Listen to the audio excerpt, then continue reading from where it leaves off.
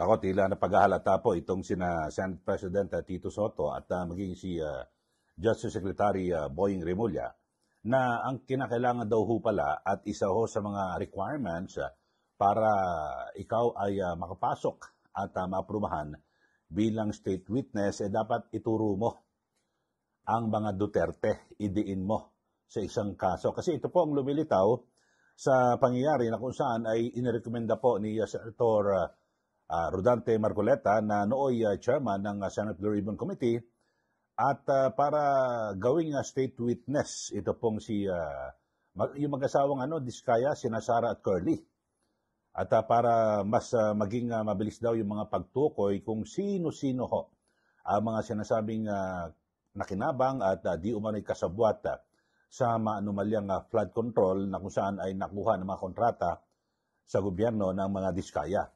So dito ho ay agad na hinarang ni SP Soto yung nasabing rekomendasyon ni Senator Marcoleta na dahil sa hindi daw ito aaprubahan ng DOJ, nag-usap na. Pero parang hindi po tama, no?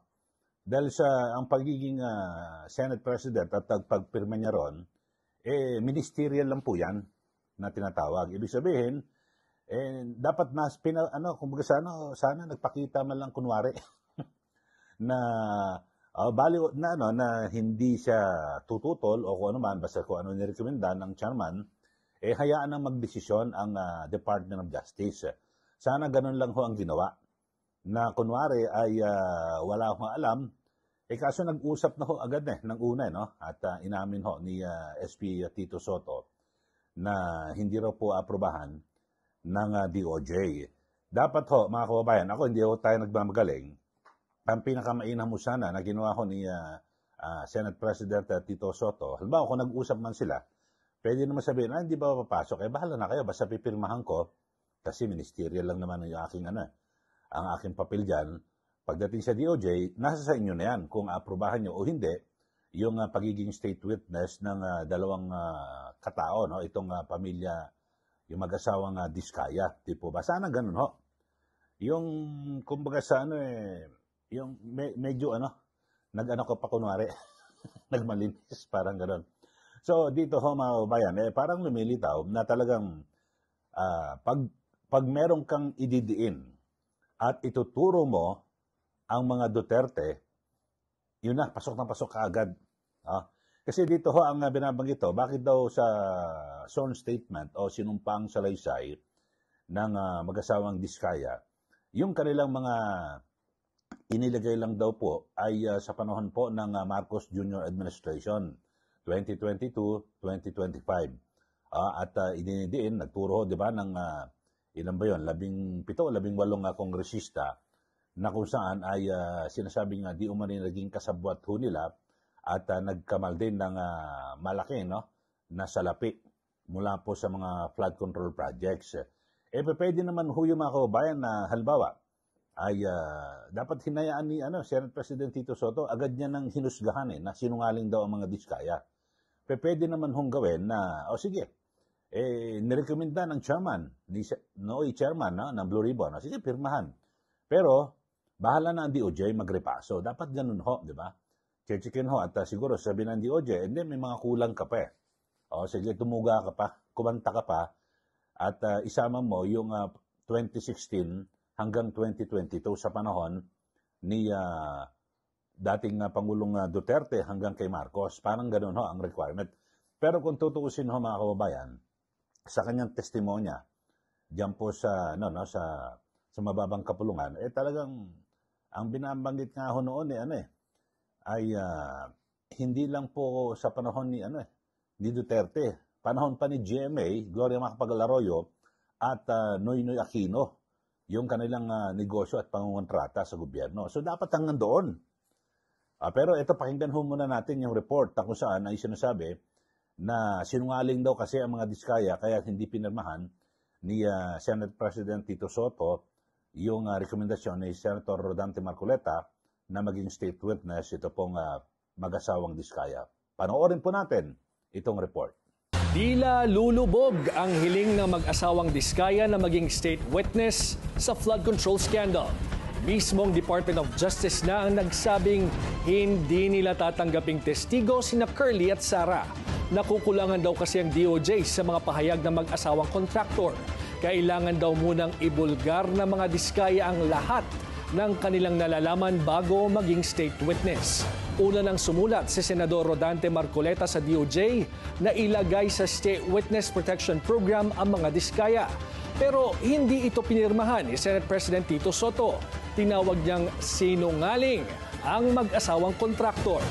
Okay, yan po, no? Ang report na kung saan ay sinasabi nga ho ni SP Soto na hindi niya raw po pinirmahan yung rekomendasyon ni Senator Marcoleta dahil sa kulang-kulang daw at hindi isinama sa panahon ng mga Duterte. Kung talagang gusto niyo ho maging komprehensibo yung isyong yan, dapat ho ay mula ho sa panahon ni dating Pangulong Gloria Macapagal Arroyo at ganyan din po kay Noynoy Aquino hanggang ngayon.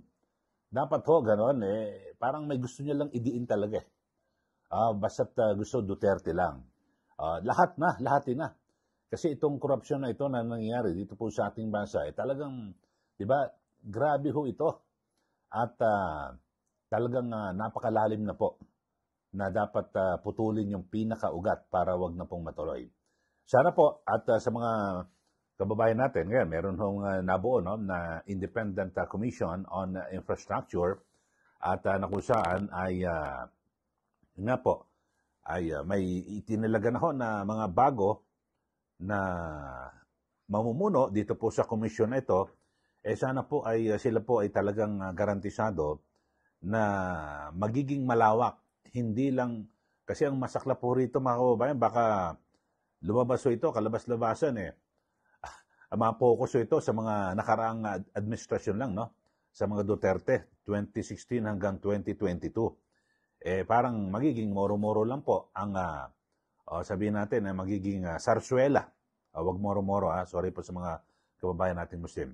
Magiging sarsuela yung nasabing investigasyon. At para maging talagang mas klaro ang gagawing investigasyon, lahat po dapat ay maimbestigahan. Pero pinakamainam ho na talagang ang dapat ho na magsimula, kasi ngayon ho nabunyag ho ito ngayon muna. 'Di ba? Ngayon muna sa panahon ni Marcos Jr. Tapos hanggang sa pabalik ng pabalik. 'Di ba? Para mas maging mabilis po, kasi kung susisimulan niyo yung mula 2016 kay Duterte, hindi po hanggang kay GMA, kasi sabi ho ni Carly Diskaya, nagsimula sila magnegosyo panahon pa ni GMA. Tapos Noynoy Aquino, Duterte, tapos hanggang ngayon. So dapat ho, mga kababayan, unahin na muna ngayon kasi kasalukuyan, tapos babalik ng konti aatras. Yan na. So abangan ho natin at kung ano naman ang magiging tugon ho rito ng binuong Independent Commission for Infrastructure, na kung saan ay sinabi nga po ni Pangulong Marcos Jr., ito ho, at ang magiging miyembro po ng komisyon, ito pong si dating DPWH Secretary Rogelio Babes Singson, at yun po, siya po naging DPWH Secretary sa panahon ho ni Pangulong Noynoy Aquino, 2010 to 2016. Yan.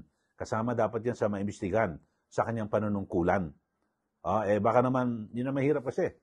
Baka hindi na umabot po ito sa 2010 to 2016 dahil tatamaan itong si Babe Singson. Yun na masaklap. Tapos kasama ko sa miyembro ay ito pong si Rosana Pajardo. Commission member din. At siya po ay country managing partner sa SGB, na kung saan ay responsable yung kanilang kumpanya Strategic Direction, Overseeing Operations at Enhancing Performance. Ayon. At ito pong si Baguio City Mayor Benjamin Magalong ang magsisilbing Special Advisor and Investigator. Ayon. At graduate ho ito ng Philippine Military Academy, class of 1982. At siya po'y nagserbisyo sa pulisya sa loob po ng 38 taon. So, abangan natin at siyempre, sa mga ganyan, ay wag ho muna natin husgan, ha? At hayaan natin kung ano ang magiging hakbang nitong komisyon. Pero pinaka-importante, lahat tayo mga Pilipino, nais po nating matigil ito pong korupsyon at wag na ho tayong humantong sa kaguluhan tulad po na nangyayari diyan po sa Indonesia at sa Nepal, di po ba? Dahil sa galit na galit sila sa kanilang gobyerno. At issue rin po yung korupsyon. Bagamat dito sa atin ay meron na hong sasagawang mga kilos protesta. Tingnan natin kung hanggang saan hahantong itong mga protesta ito. Pero siyempre, yan ay posibleng lumala kung magiging sablay itong isinasawang investigasyon ng ating gobyerno dito po sa mga flood control projects na ito. At aking pananaw, hindi lang ho flood control projects, grabe ho, pati ho yung mga kalsada. Dito ho, nandito ho ngayon sa Baguio, mga kababayan, yung sa may Marcos Highway, kasi noong, kailan ba ako umakyat ko rito, siguro mga 4 months ago, ginagawa ko yung kalsada. Pag-akyat, ang traffic ho, ngayon na ho, ngayon kinukumpani ulit, may mga parang bitak-bitak na malit, ano ibig sabihin, substandard. Grabe ho, no? Siguro ngayon, kinukumpuni nila, baka masili po. Dahil sa natingnan na po yung flood control baka pati yung mga kalsada. Dapat to, pati yung mga, lahat to ng infrastructure. Projects, kalsada, tulay, pati gusali, lahat to. Pati yung mga, mga eskulahan, yung mga school buildings, na kung saan ay ang nag-implement ho ng konstruksyon ay ang DPWH. Lahat po yan dapat maimbestigahan. Kayo, sa ating mga kababayan, ano pong masasabi niyo rito sa ating pinag-uusapan sa aking channel? Ito hong requirement ba? Parang ganun ho lumilitaw. Dapat ituro mo Duterte para kwalipikado ka maging state witness. Kasi ganun ho magiging implikasyon. Ang sinasabi po ni Tito Soto, bakit ngayon mo lang, itinuro mo lang 2022 hanggang 2025?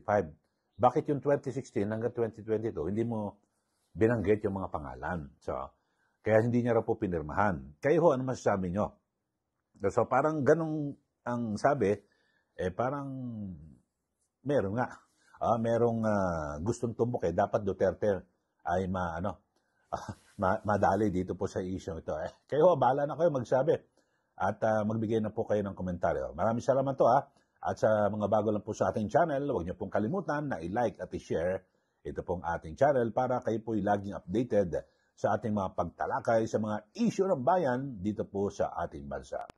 Muli, maraming salamat. Ako po si Ka Eli. Magandang araw po sa ating lahat.